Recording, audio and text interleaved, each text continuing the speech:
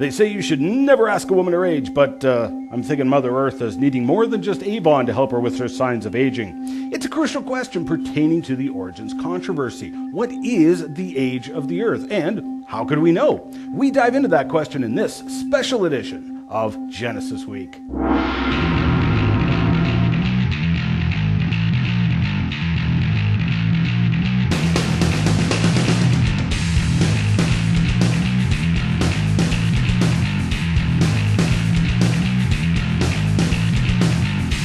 And welcome to this episode of Genesis Week, the weekly program of creationary commentary on news, views, and events pertaining to the origins controversy, made possible by the supporters of CORE Ottawa, Citizens for Origins Research and Education. Excellence in pirate broadcasting, commandeering the airwaves at Miracle Channel when they weren't looking, and broadcasting to you from one of Bin Laden's 4Ks. The anti-creationists will never find us here as we continue to bring the information they don't want you to see or hear. And we'll give glory to the Creator while doing it. Remember, if you get lost in cyberspace, just punch in wazulu.com or genesisweek.com and you will find us. I'm your host, Ian Juby. The age of the Earth is a crucial subject and a question that many people have, and rightly so. The models of biblical creation and the theory of evolution hold to vastly different ages of the Earth. And indeed, the age of the Earth will determine whether either model stands or falls. So, let us not wade into this subject lightly, because eternity is indeed on the line. First of all, let's contrast the two models. Evolution demands an Earth many hundreds of millions of years old because evolution is alleged to operate at an exceedingly slow rate. The biblical account of creation, on the other hand, indicates an Earth that is quite young, on the order of some 6,000 years old. Now, this is based on the account of creation in Genesis chapters 1 and 2, but also from other texts in the Bible, such as the genealogies of Matthew and Luke in the New Testament, which give us the genealogies from Christ right through to Adam and Eve, who were created during Creation Week. Now, some might contend that the days of creation in Genesis are not literal days, but for a variety of reasons we know that they are. For example, in his book, The Young Age of the Earth, Dr. John Morris details the Hebrew word for day, which is yom, and its meaning in the Genesis account. Now, if we look elsewhere in the scriptures, we see that every time the word day is used, with morning and evening, it was always a literal day. Whenever it was used with light and darkness, it was always a literal day. Whenever it is used with a number, like the first day, second day, third day, etc., it was always a literal day. So when we take a look at the Genesis accounts, each day of creation was listed with morning and evening, light and darkness, and a number. It's as if God looked ahead, knew the questions that we would have today regarding the age of the Earth, and emphasized to us that each creation day was a literal day. Now, what about 2 Peter chapter 3, verse 8? You know, where it says a day to the Lord is like 1,000 years, and 1,000 years to the Lord is like a day. Maybe those days of creation weren't literal days, but figurative, and were really 1,000 years each. Well, if that were the case, you'd have a math problem, because Adam was created day 6, lived through day 7, but died at 930 years of age. Still others suggest that there is a gap of time in Genesis chapter 1 between verses 1 and 2. But as Dr. Jonathan Sarfati pointed out in his book, Refuting Evolution, the Hebrew grammar does not allow a large time gap. Verse 1 is a vav consecutive, verse 2 is a vav conjunctive, verse 3 is a vav consecutive. So, taking the grammar into account, we could rewrite the English translation with the second verse in brackets, like this. In the beginning, God created the heaven and the earth. And the earth was without form and void, and darkness was upon the face of the deep. And the Spirit of God moved upon the face of the waters. And God said, "Let there be light." And there was light. Verse 2 actually connects verse 1 and 3. So there is no long time gap in there. So, making use of the genealogies in the New Testament, and the ages of people throughout the scriptures, we get a ballpark on the age of the earth, according to the Bible, roughly 6,000 years or so. Now, when people learn what the Bible says about the age of the earth, generally they get all sorts of questions racing through their mind. Questions like, but what about the dinosaurs? After all, we're told that the dinosaurs are many millions of years old. Well, in this program, we critically examine scientific claims, so let's start asking some questions. How do we know the dinosaurs are millions of years old? I mean, they don't come with some stamp on them with a date. Can we ascertain the age of the Earth? The idea of an old Earth, millions, perhaps billions of years, was first concocted not by geologists, but by a lawyer, Sir Charles Lyell, trying to explain away the evidence left behind by Noah's flood. I go into detail on this matter in my complete creation video series, so for the sake of time, I won't get into it today. However, Lyell went around the world looking for evidence to back up his new historical sketch of the Earth. His idea was called uniformitarianism, the idea that only slow, present-day processes carved and shaped the Earth. Now, this was a subtle lawyer's tactic. Not at all scientific, because he ruled out the possibility of a past global flood without consideration. He traveled around the globe looking for evidence for long and slow geologic processes, such as the erosion of the Niagara Falls Gorge.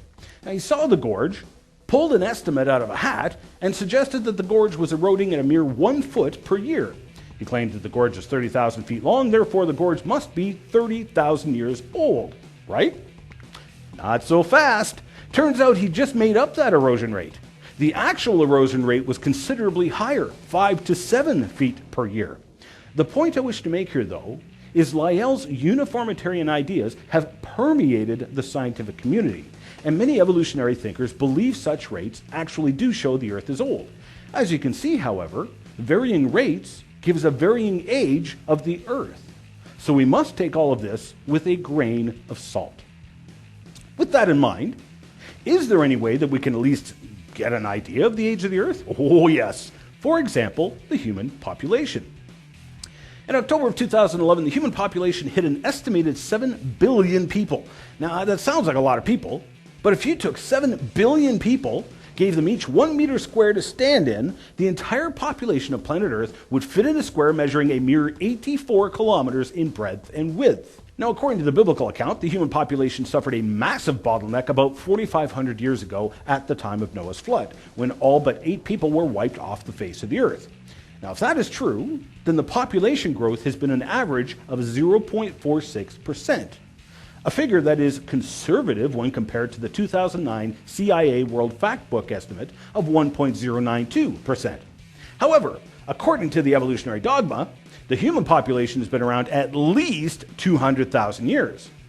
So if we use our conservative growth rate of 0.46%, starting with a population of 1 couple 200,000 years ago, the present population would have Earth bursting at the seams with 4.138 times 10 to the power of 398 people. That's 4 followed by 398 zeros. I cover this subject in more detail in my Crevo Rant number 71, Earth Population and Time. But for the moment, I will simply point out the astonishing contrast between the creation and evolution models and reality. In this case, creation is clearly the faith that better fits the facts. But the human race also provides another clock by which we can contrast the models from a genetic perspective. Dr. Jonathan Sanford, co-inventor of the gene gun, was a former evolutionist who, because of his own research in genetics, came to the conclusion that evolution was incorrect and that creation in young Earth was correct. Why? Well, as he documents in his book, Genetic Entropy and the Mystery of the Genome, we humans are suffering a measurable rate of genetic decline. Our DNA is wearing out and being overcome by errors over time. The errors are accumulating so fast that the human race cannot be 200,000 years old. In fact, the deterioration rate is so fast that scientific papers have been inspired with titles like "The High Spontaneous Mutation Rate. Is it a health risk? Contamination of the genome by very slightly deleterious mutations. Why have we not died 100 times over?" Crow's article suggested that the human DNA was deteriorating by as much as 1 to 2% per generation. Brock Lee, author of the Comparative Views on Origins, put together a chart showing the deterioration of the genome at 1 and 2% and how many generations before catastrophic DNA failure. Clearly, the best you can get, based on the more conservative figures, is perhaps a few hundred generations. At an average of 30 years per generation, that's still only a few thousand years, a far, far cry from the hundreds of thousands of years of alleged human ancestry. Forget about our hominid ancestors. We also know that Earth's electromagnetic field is weakening. We need this field for life on Earth. Now, while the weakening field is a concern, it's a bigger concern when you start going back in time and experiencing a stronger field. Dr. Thomas Barnes pointed out the Earth's electromagnetic field is weakening at a half-life of about 1,400 years. In other words, 1,400 years ago it was twice as strong as it is now. 2,800 years ago it was 4 times as strong. 4,200 years ago it was 8 times as strong, etc. Going back a mere 25,000 years ago, a drop in the bucket of the evolutionary timescale, the Earth's magnetic field would have approached that of a magnetic star, and life on Earth would be impossible. Again, creation is the faith that seems to fit facts far better than the evolutionary faith. From a geological perspective, we have a massive erosion problem for deep time. The mountains are being eroded at known rates, which are surprisingly high. Some 27.5 billion tons of rock per year. There's about 383 quadrillion tons of continental crust above sea level. So simply dividing the known erosion rate into the known volume of continental crust, we can calculate that the continents would be eroded flat in a mere 14 million years. Yet, according to mountain experts Ollier and Payne, all the mountains around the world rose up at the same time, some 55 to 80 million years ago. We got a problem here. We have lots of large, sharp, and uneroded mountains all over planet Earth, indicating those mountains are very young. Some of the most profound evidence comes from the fossil record itself of what sure appear to be human and dinosaur footprints together. Dr. Louis Jacobs was the former president of the Society for Vertebrate Paleontology, the Society of Dinosaur Diggers. He stated in his book, Quest for the African Dinosaurs, the co-occurrence of men and dinosaurs would dispel an Earth with vast antiquity.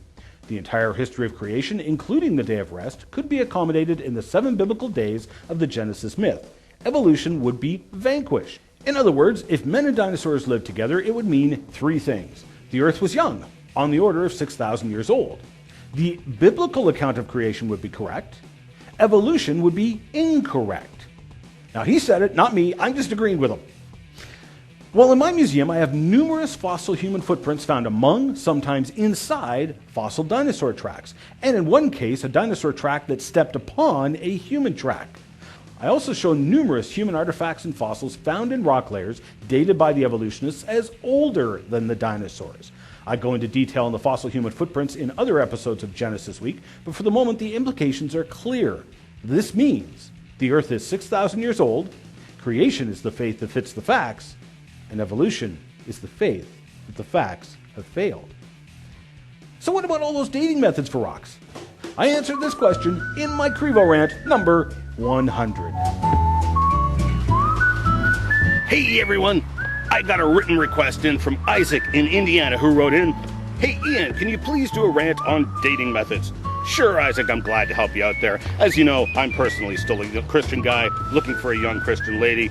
My favorite dating method is ChristianCafe.com, the online Christian dating site. Go there, you can fill out a profile, you can let the computer do a match for you, or you can do your own searches, and maybe write the lady a letter saying, "Hey, how about you and I do Tim Hortons?" And you could... What do you mean you don't think that's what he's talking about? Isaac, what? He wants to date a rock? I don't think I can help him much. Oh, you mean like get an age of a rock? Like radio dating methods. Oh, yeah, I can help you out with that too, Isaac. Isaac is referring to radio dating methods. Now, this is a really complicated subject, so you're going to want to put on your thinking cap. Now, for you conspiracy theorists out there, a good quality thinking cap should fit comfortably underneath your tinfoil hat. However, if I may make a suggestion,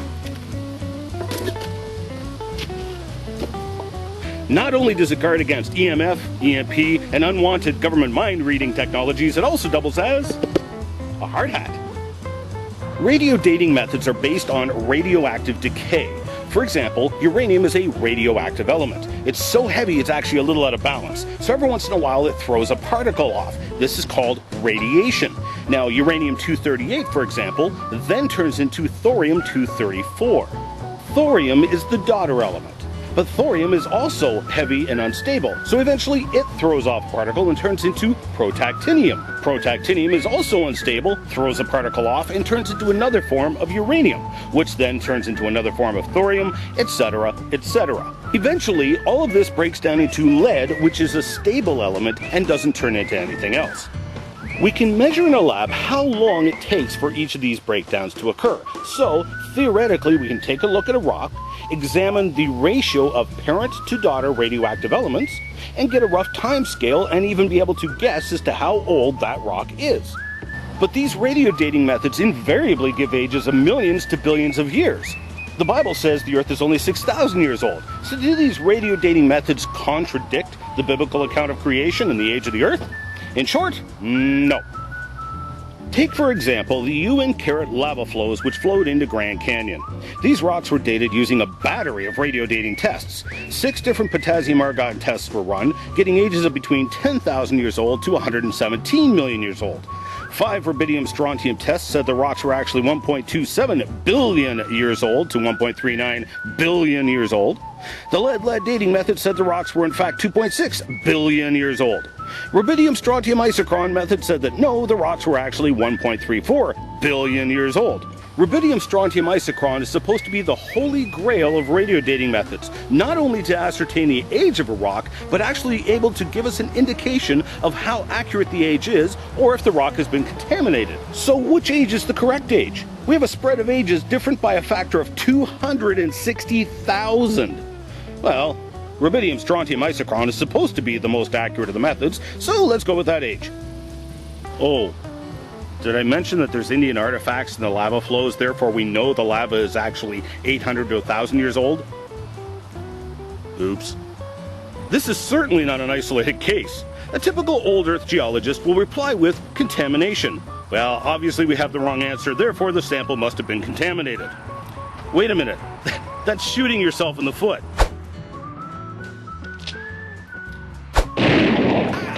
The only reason you are claiming contamination is because we found out the actual age of the rock based on archaeology after the fact. How about all those rock layers that we can't verify the age of? That you've assigned an age of millions, perhaps billions of years to? How can we trust those ages? Bottom line is, we can't. In fact, multiple modern lava flows have been dated using radio dating methods, and invariably they came back with ages of millions to billions of years. Obviously something is horribly, horribly wrong. And by claiming contamination after the fact, you just demonstrated how quickly and easily you are willing to reject your own dates based on the scientific methods of radio dating, which give rock-solid ages. Wait a minute. Are the dating methods reliable or not? Talk about shooting yourself in the foot.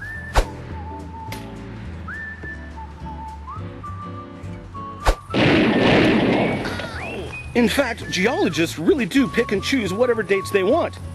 Don't believe me? Just examine for yourself the radio dating history of the famous Skull 1470. I covered this in part 21 of Complete Creation. Or check out the notorious dating of the famous Mars rock ALH 84001. When geologist Dr. Steve Austin from the Institute for Creation Research took samples of the lava dome that formed in Mount St. Helens in 1986, he had them radio dated using the potassium argon dating method. He got ages of 340,000 to 2.8 million years old on rocks that were 10 years old. Well, Hanky and the folks at the No Answers in Genesis website just couldn't contain themselves, and they wrote, oh, I love this. Considering that the half-life of potassium-40 is fairly long, 1,250 million years, the potassium argon method cannot be used to date samples that are much younger than 6,000 years old. A few thousand years are not enough time for argon-40 to accumulate in a sample at high enough concentrations to be detected and quantified. Did these guys stop to think before they wrote? Did they not realize that they just admitted, in print, that if the Earth is only 6,000 years old, that their radio dating methods will give a wrong, incorrect age of millions, perhaps billions of years? Did they not realize that they just handed over the entire debate on a silver platter to a guy wearing a pot on his head? Oh, they really shot themselves in the foot this time.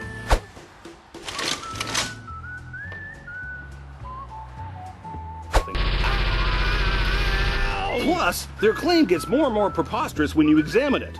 They said there was not enough time for argon to collect. Well, actually, that wasn't the problem. That's like saying this glass of water actually only has 1 drop of water in it. But the amount is so small that our scientific equipment, which is insanely expensive, can't read that small an amount. That's why it shows the glass falsely as being full when in fact it only has 1 drop. What school did these guys go to? If your scientific equipment can't read that small an amount, it's going to read an amount of 0, not a full glass. If the potassium-argon method really worked, then it should show an age of 0 for the Mount St. Helens rocks, not many, many, many millions of years old. You've got it backwards, guys. Lastly, Henke just admitted in print one of the subtle assumptions you never hear about in radiometric dating, the assumption that the rock is millions of years old. Another subject you never hear brought up with radio dating is calibration. When a scientific method is developed, it is calibrated using known benchmarks.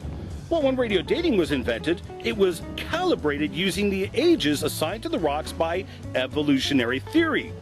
Ages that were arbitrarily assigned. For example, in 1905, we knew that the dinosaurs were 8 million years old. In 1927, we knew that the dinosaurs were 30 million years old. In 1941, we knew that the dinosaurs were 150 million years old. Just as the ages of the dinosaurs and the rock layers that are in have changed over the years, so have the ages of the radio dating methods used to date those rocks. It's changed right along with our knowledge and what we know about the age of the rocks. If the radio date does not line up with the evolutionary assumptions, the radio date is assumed to be incorrect and it is thrown in the garbage. Radio dates are cherry-picked. It's just part of the system.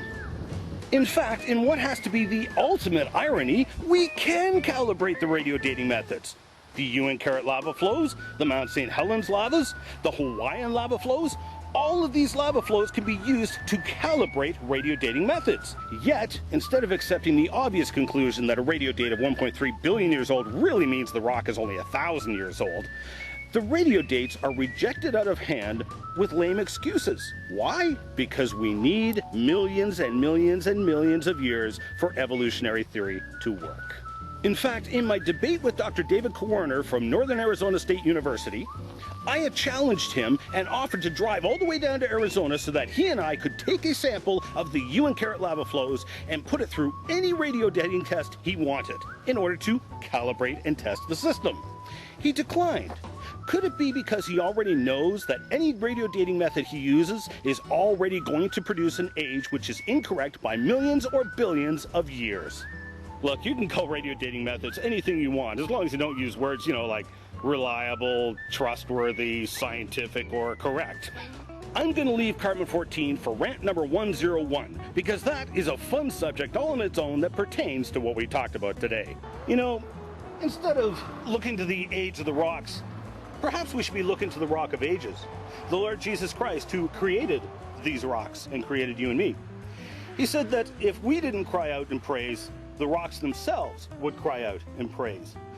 I think the rocks themselves have already cried out, and people didn't listen.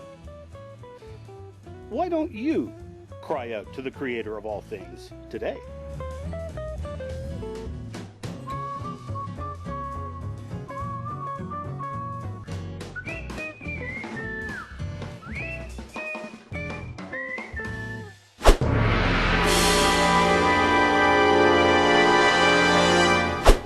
Mail for me?